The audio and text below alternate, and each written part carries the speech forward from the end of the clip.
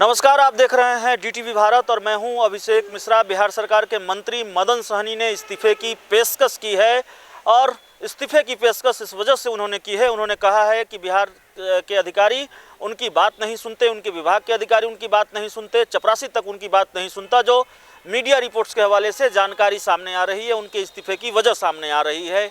सवाल यह है कि अधिकारी बात नहीं सुनते, अफसरशाही है, इसलिए मदन सहनी का मंत्री पद से मोह भंग हो गया है, या फिर ये सब कुछ उस खेल की आहट है जिसका दावा आरजेडी करती रही है। तो जाहिर है सियासत में एक घटना को दूसरी घटना से जोड़कर देखा जाता है, ये पुरानी रवायत है। हमारे साथ बात करने के लिए आरजेडी के मुखर प्रवक्ता मृत्युंजय तिवारी जी हैं। मृत्युंजय तिवारी जी ही बेहतर तरीके से समझा पाएंगे, क्योंकि आरजेडी ये कहती रही है कि लालू यादव को जमानत मिल गई है, बिहार में खेल होगा। मदन सहनी जी ने इस्तीफे की पेशकश कर दी है, ये उसी खेल की आहट है क्या जिसका दावा आप लोग करते रहे हैं? लोग तो बराबर कहते रहे हैं कि बिहार में भी खेला हो चुका है, सिर्फ विदाई समारोह इस सरकार की बाकी है और शपथ ग्रहण समारोह रह गया है।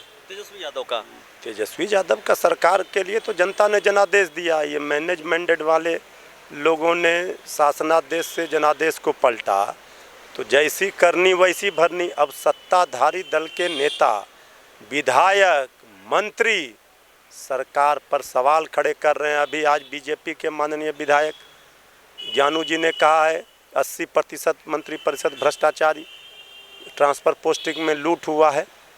अब 2 घंटे के बाद बिहार सरकार के माननीय मंत्री जेडीयू कोटे से मदन सहनी जी ने गंभीर सवाल खड़े किए हैं।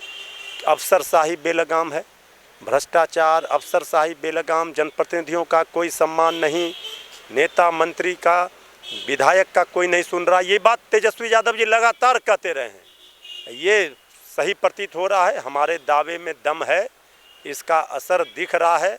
अभी तो एक मंत्री, एक विधायक ने मोर्चा खोला है, सरकार पर सवाल खड़े किए हैं। कल 2 दिन बाद, 4 दिन बाद आप देखिएगा लंबी फहरिस्त है। खेल वाली बात इसलिए भी हो रही है क्योंकि मनजीत सिंह जो जेडीयू के पूर्व विधायक हैं और महेश्वर सिंह जो जेडीयू के नेता हैं, वो लोग 3 तारीख को जेडीयू ज्वाइन कर रहे हैं, ये बात कंफर्म है। ये 3 तारीख वाले मामले में 3 तारीख में को आरजेडी ज्वाइन करने वाले हैं, माफ़ कीजिएगा, आरजेडी ज्वाइन कर रहे हैं। तो 3 तारीख में जो लोग आरजेडी ज्वाइन कर रहे हैं उसमें मदन सहनी भी हैं क्या? नहीं, कौन ज्वाइन कर रहे हैं, क्या कर रहे हैं, ये 3 तारीख को पता चलेगा। कुछ बात अभी राज नहीं खोलेंगे आप? राज को राज रहने दीजिए, लेकिन ये सरकार बचने वाली नहीं है। ये तो दिख रहा है कि कुछ भी किसी भी समय हो सकता है। सरकार में बैठे लोग सरकार से नाराज़ हैं, जनप्रतिनिधि अफसरशाही से परेशान हैं, इसलिए ये सरकार की नैया डोल रही है और ये सरकार की नाव डूबेगी। एक संयोग और हुआ है आज। कई घंटों से तेजस्वी यादव के घर पर, राबड़ी आवास में तेजस्वी यादव के साथ, जो हमारे पास जानकारी है, आरजेडी के जो बड़े नेता हैं अब्दुल बारी सिद्दीकी और श्याम रजक, उनकी मीटिंग चल रही है तेजस्वी यादव के साथ। राबड़ी आवास पर मीटिंग हुई है। तो एक तरफ मदन सहनी का इस्तीफे की पेशकश, दूसरी तरफ श्याम रजक और अब्दुल बारी सिद्दीकी जैसे बड़े नेताओं का तेजस्वी यादव के साथ मीटिंग, कई घंटों की मीटिंग, जो हमारे पास जानकारी है, आप कंफर्म करेंगे सही है नहीं है। तो जोड़कर देखा जा रहा है चीज़ों को। कोई बड़े खेल की तैयारी में है क्या आप लोग? देखिए, राजनीति में जनता का आशीर्वाद से सबसे बड़े दल के रूप में राष्ट्रीय जनता दल है। हमें संख्या बल पर कोई ज़्यादा अंतर नहीं है। 2015 में तो प्रचंड बहुमत था महागठबंधन को, भाजपा सरकार में आ गई, हम सरकार से बाहर हो गए। राजनीति में ये सब चलता रहता है, किसी भी क्षण किसी भी समय कुछ हो सकता है। राजनीति में संभावनाओं के द्वार हमेशा खुले रहते हैं। आगे आगे देखते रहिए होता है क्या, कुछ दिन इंतजार कीजिए, सब पता चल जाए। आखिरी सवाल का जवाब मृत्युंजय तिवारी जी ईमानदारी से दे दीजिए, कोई बातचीत हुई थी क्या मदन सहनी से? भाई देखिए, राजनीति में सबको बात होती रहती है। श्याम रजक जी 10 वर्षों से जेडीयू में थे, तो उनको नहीं बात होती है।